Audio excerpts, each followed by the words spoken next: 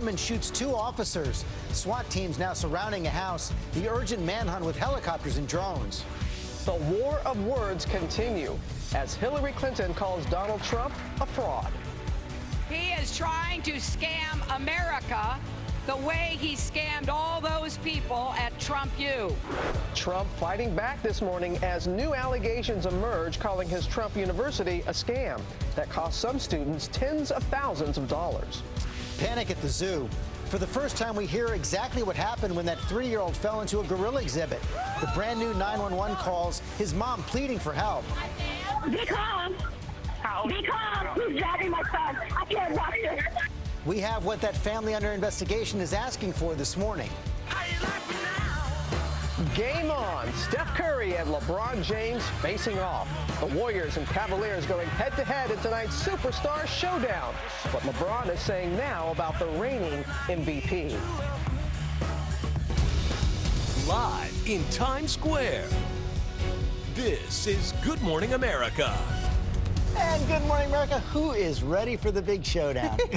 It's going to be a late night, but a good one. LeBron James and Steph Curry. You got the Warriors, you got the Cavs for the second year in a row. And TJ has the assignment. He's out west. He's going to set up game one for us a little bit later. That is coming up. But first, that breaking news. Let's look live right now at this home SWAT teams are surrounding in California.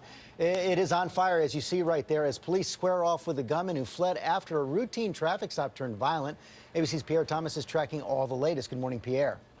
Good morning, George. That tense standoff unfolding overnight, and right now police are trying to force the suspect out of a burning house as one of the wounding officers remains in critical condition. The incident began just after 1:30 p.m. during a routine traffic stop. The suspect backed his car into a police cruiser and began firing. One officer injured as the suspect fled on foot. Police in hot pursuit encountering the suspect again and more gunfire. A second officer is injured. Right now, we are in a mode of going out and searching yard to yard, door to door. An intensive manhunt is launched, and hours later, the suspect is found hiding in a house, barricaded and refusing to come out. The confrontation, the latest example of brazen, unprovoked attacks against police. So far this year, 20 officers have been killed by gunfire compared to 16 the same time last year, a 25% increase. This morning, police taking no chances. We just introduced some gas into the residence, some tear gas, in hopes that it will force the suspect out of the house. Right now, it doesn't appear to be working yet. He won't come out. Police are planning to deploy a robot to see where the suspect might be inside that burning house. No word yet on whether he's been apprehended. An obviously dangerous situation. Robin, George. It sure is, and we will stay on top of it. Thanks very much, Pierre. Well, George, now the race for the White House. The candidates fighting it out in California as Donald Trump faces the strongest attacks yet in the wake of those Trump University allegations. ABC's Tom Yamas is in Sacramento, California, has the latest for us. Good morning, Tom. Robin, good morning to you. Donald Trump dealing with Trump University, and now Hillary Clinton is set to paint him as a threat to national security. She's making a very aggressive speech in California today to make the case that Trump is unfit to be president. Overnight, Donald Trump back in California, convinced he can win this state in the general election and zeroing in on Hillary Clinton. Hillary Clinton, who lies, she lies. Trump hammering Clinton over Benghazi, claiming she wasn't ready to respond to that deadly attack on our U.S. compound. Guess what? She was sleeping. She was sleeping like a baby. Don't wake me up. Hillary Clinton still locked in her own primary battle, but focusing on Trump. He is trying to scam America the way he scammed all those people at Trump U. Clinton seizing on Trump's growing trouble with Trump University. Trump and his employees took advantage of vulnerable Americans, encouraging them to max out their credit cards. Donald Trump currently the focus of 3 separate lawsuits claiming Trump University defrauded some students. At Trump University, we teach success. That's what it's all about, success. A judge ordering the release of certain documents in one of the cases, including the Trump University employee playbook, revealing hard sell tactics used to get prospective students to pay tens of thousands of dollars for Trump's real estate course. If you're going to achieve anything, you have to take action. and action is what Trump University is all about. Employees told, quote, money is never a reason for not enrolling in Trump University. If they really believe in you and your product, they will find the money. But the Trump team countering, sharing these statements from Trump U alumni who said the course worked for them. The courses that I took were outstanding. They were excellent in terms of the quality of the content. It was an amazing learning experience. Now Trump taking fire from another billionaire, Mark Cuban. Cuban saying that Trump is not transparent enough to know how much he's really worth, and saying though he knows real estate, he must be, quote, desperate for cash by trying to go into ventures like Trump Steaks and Trump Water. George? Okay, Tom, thank you very much. We're joined now by the Attorney General of New York, Eric Schneiderman, who's brought one of the suits against Trump University. Thank you for joining us this morning. You saw those testimonials right there at the end, and the Trump team says that the overwhelming majority of students were satisfied. That's one reason he says he's going to win this case. Well, he keeps saying he's going to win the case, but he keeps losing motions. All of this has been presented to the court in the two cases in California, in my case in New York, and they did have some students who filled out questionnaires that were not anonymous, with the instructors looming over them. This has all been presented to the court. It's no defense to fraud. They told people handpicked instructors by Donald Trump would teach him his personal secrets. He never met the instructors. He and the president of the university have testified to that under oath. He never participated in writing the curriculum. That has been testified to under oath. So the fact that they can find a few people to put on TV, it's just not a defense in a court of law. Which specific laws did he break? In New York, we have laws against business fraud. We have laws against consumer fraud. We have a law against running an illegal, unlicensed university. This never was a university. The fraud started with the name of the organization, and you can't just go around saying this is the George Stephanopoulos law firm, hospital, university without actually qualifying and registering. So it was really a fraud from beginning to end. Trump has also claimed that at the beginning that this was a philanthropic venture. Well, if it was a philanthropic venture, he certainly made out well from the philanthropic venture. The initial estimates are that he personally pocketed $5 million from this. Can you prove that? We're going to get more information when we get to the damages phase of the trial, but we're confident that he didn't do this for free. You sent out an email from your re-election campaign on this issue yesterday. You're a member of Hillary Clinton's Leadership Council. You've contributed to her campaigns. Doesn't that feed the Trump's team claim that this is all politics? Not at all. The case was brought in August of 2013 after over a year of investigation and extensive negotiations with Trump. If I had come on your show and said in August 2013 he would be the Republican nominee for president, you probably would never have invited me back again. This was not a political case. It's a straight-up fraud case. Although before you brought it, you were talking in 2011, I think, about the possibility that Trump had called you and said he was going to be a national candidate. No, Mr. Trump says a lot of things at a lot of points in time, but I assure you, in the summer of 2013, this was just a fraud case. We were bringing cases against different for-profit colleges. This one stuck out like a sore thumb because there really was, it was remarkable. The New York State Department of Education was chasing them around, telling them you can't hold yourself out as a university. They kept pretending they were going to change their name or move out of New York. This was just a scam. So where does this go next? If Donald Trump actually wins the White House in November, could he be called to testify as a sitting president? Sure. He doesn't have immunity from civil fraud trials. He owes thousands of people paid millions of dollars believing that he would teach them his real estate secrets. And we know from his own sworn testimony and the testimony of the university president that he didn't write the curriculum. None of them were his secrets. So he built people out of millions of dollars. We're going to make sure he pays it back. Eric Schneiderman, thanks for joining us this morning. Robin? Okay, George, now to the latest on that shooting at UCLA. Panic there on campus after a professor was gunned down in an apparent murder-suicide. ABC's Kana Whitworth is on the scene in L.A. for us. Good morning, Kana. Robin, good morning to you. And as you said, it has been a heartbreaking one here on the campus of UCLA as we learn more about this beloved professor killed. This apparent murder-suicide has left everyone on campus terrified. Chaos on campus. Students running for cover. SWAT teams storming UCLA Wednesday after reports of shots fired in the engineering building. The report of a shooting occurred here on the UCLA campus. We have reports that there may be at least 1 or 2 victims. This morning, details about the victim of the alleged murder-suicide, 39-year-old William Klug, an engineering professor. Authorities say they believe the shooter, who has not yet been identified, was a student of Klug's. That student turning the gun on himself after killing the well-liked professor, a married father of 2. They're conducting a search for the actor Witnesses reporting at least 3 shots ringing out just after 10 a.m. Fearing a mass shooting, authorities rushing to the campus within minutes, instructing thousands of students and faculty members to take cover.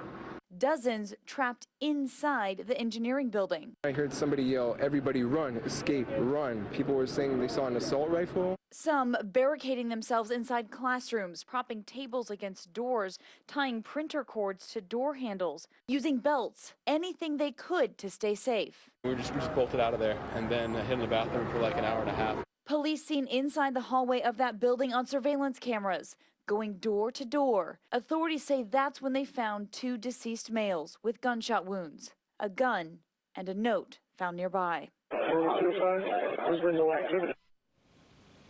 Classes will resume here today for everyone except those in the engineering department. And of course, in the meantime, authorities are trying to figure out how and why this could happen. George? Yeah, such a tragedy. Kana, thanks very much. We're going to move on now to those dangerous floods in Texas. With the rivers at record highs, the National Guard's been called in, and more rain is on the way. ABC's Neil Karlinski reports from Richmond, Texas. Good morning, Neil. George, good morning. Welcome to downtown Richmond, Texas. You can see just how much water there is, but to really get a sense, take a look from above. You can see all the water that is flooding through the downtown area. There was more rain that came in and made it worse overnight, dividing this city, and even further down the line, flooding homes as well. Overnight, Texas waters rising. More than 3/4 of the Lone Star State now under a flood watch. Where are we going to go? What are we going to do? The governor declaring a state of disaster in more than 30 counties. We're just trying to save our house. Resources being stretched with more than 450 water rescues over just the last 4 days. Oh, you guys are great. The National Guard deploying in some communities that have been swamped by the swollen Brazos River. That river 4 feet higher than the record set 22 years ago. 1,400 homes affected. Cattle struggling to keep their heads above water as they search for higher ground. We took a tour through hard-hit parts of Rosenberg, Texas, the only way you can, by airboat. People have lost everything. You're talking about 4 or 5 foot of water inside of some of these homes. But to really understand the scope of the damage, the best perspective is from the air. We took a chopper up above the flood zone to survey the miles of muddy water. You can see how many of the roads are cut off, and it's really a hodgepodge of where people can actually drive and still get through and where they need to use boats. Back now live, take a look from above to really get a sense of it. Parts of Texas have received 20 inches of rain, 20 inches over just the last week. More is expected on the way over the next 48 hours. In fact, we've been getting rained on and off again all morning, George. That is just a devastating scene. Neil, thanks very much. Let's get more on that news storm coming from Ginger. Millions under threat. Right, and that's the issue. You see this now 3 days in a row, and you start to think, why? Why is this all happening? From Brownsville to Corpus Christi, Dallas to Oklahoma City, we've got those flash flood watches in place, and this is why. We've got a stuck pattern that makes this low pressure system very slow moving. So a big ridge out in the west, this low digging in the Pacific, and it stays in that pattern and is going to stay that way through the end of the work week, the beginning of the weekend at least. So more rounds of storms will sit, and that thing will spin, dumping at least 3 to even 5 inches in some of these hard-hit areas between Dallas and Houston, Austin. Look at Brownsville, another bullseye that could see more than 5 inches of rain, even a half foot. When this flash flooding comes in, that's what flash flooding is. Some areas get 6 inches, some areas get 1. You don't want to be the one that gets the half foot. You sure don't. A lot more coming up. Okay, Ginger, thank you. Now to a Georgia teen facing criminal charges this morning after crashing her car, severely injuring another driver while allegedly using Snapchat behind the wheel. ABC's Gio Benitez is here with those details. Good morning, Gio. Robin, good morning to you. We're talking about one of Snapchat's more popular features. It lets you record the speed you're moving at while taking a photo. And this morning, it's being blamed for this crash. Overnight, a Georgia teen arrested, charged with reckless driving and causing serious injury by vehicle. The criminal charges coming after 19-year-old Crystal McGee allegedly aimed to hit 100 miles per hour in her Mercedes while using Snapchat's popular speed filter. The victim, Maynard Wentworth, spending weeks in a coma. His family saying he suffered permanent brain damage because of that crash. Now his family suing the teen and Snapchat for negligence and hardship. Many of you may be wondering, what is a Snapchat speed filter? The Snapchat speed filter, increasingly popular with teens, works by having users take a photo on Snapchat, then a filter records the speed of motion on the screen. It's become popular for teens to send photos of those speeds to each other, competing to see who has the highest. WSB reports 2 of the passengers in McGee's car say she was on the app just before the crash. She said, well, I'm just going to hit 100 and then I'm going to slow down. After the collision, McGee continued to Snapchat from her hospital bed. This morning, the victim's attorney speaking out to ABC News. The family would like Snapchat to take the speed filter down immediately. Snapchat telling ABC News, we actively discourage our community from using the speed filter while driving, including by displaying a do not snap and drive warning message in the app itself. And the lawyers for Crystal McGee say she was not using Snapchat before the crash, and in court filings say the damage to the victim was caused solely by his own negligence. Wait, so what is the purpose of the filter except to use it when you're driving? I mean, a lot of people use it to say they're going 0 miles per hour, right? Like relaxing on vacation. In this case, she was living life in the fast lane. Yes, she was. According to the suit. That's right. Hey, Gio, thank you. Thank you.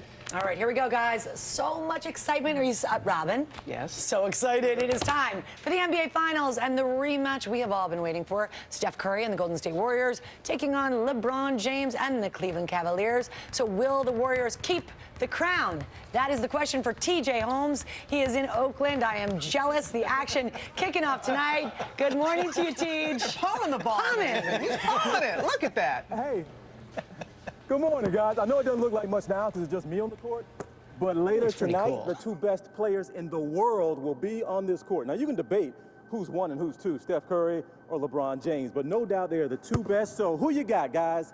King James or Chef Curry? The Golden State Warriors are the 2015 NBA champions. This is what we've been waiting for. The undisputed 2 best players on the planet about to go at it in an NBA Finals rematch with a championship and legacies on the line. James on the pass from Irving. LeBron James and his Cleveland Cavaliers are hoping for redemption after last year's Finals loss to the Golden State Warriors and their baby-faced assassin, Steph Curry. The MVP finding the igniter. King James already has 2 championships under his belt and is making his 6th straight Finals appearance. But even he acknowledges who's the man right now. Steph was definitely the MVP of our league and is an MVP in our league and is a great basketball player. And what he does for this league is amazing. Curry this year was the first ever unanimous league MVP. Back to Curry. Bang!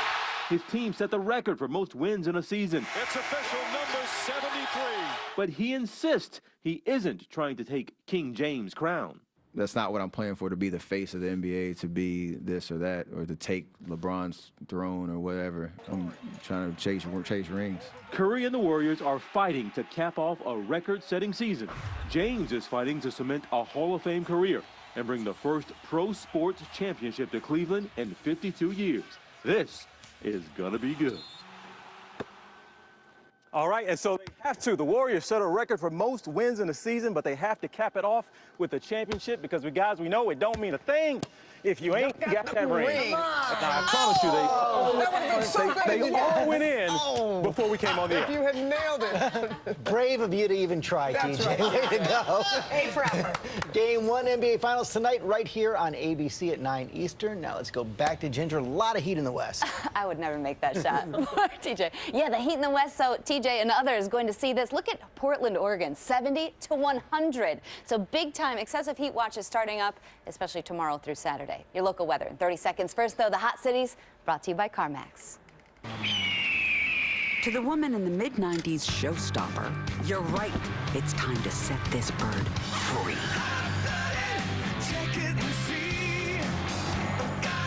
Feeling hungry? How about a donut? Whether it's 30 years old or 30 days old, CarMax will appraise it in as little as 30 minutes. And then your only concern will be how to spend the cash. Rad. Good morning, Washington. The chances of showers and thunderstorms are going to go up progressively over the next couple of days. Today, the best chance of that happening is going to be west of I-95, but they could sneak into the metro, I think, especially in the evening hours. Otherwise, expect partly sunny skies or high temperatures in the low to mid 80s. Overnight, we'll see mostly cloudy skies, warm temperatures. Some patchy fog will be developing with lows in the middle 60s. Tomorrow, a better chance of scattered thunder showers, making it